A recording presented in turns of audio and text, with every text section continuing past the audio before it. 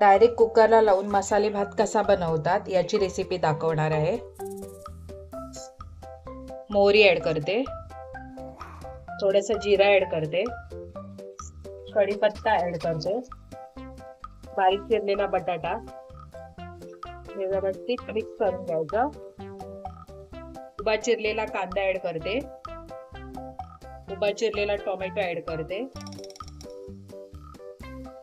थोडेसे शेंगदाणे ऍड करते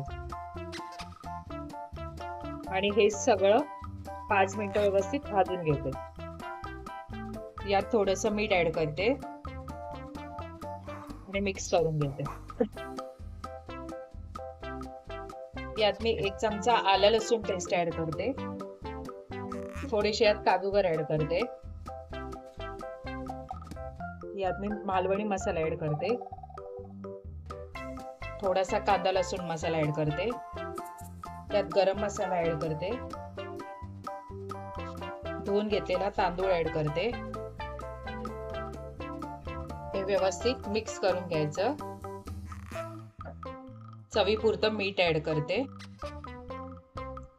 वरून थोडीशी कोथिंबीर ऍड करते। इथे झाकण लावून घेते आणि 3 शिट्ट्या करून घ्यायच्या।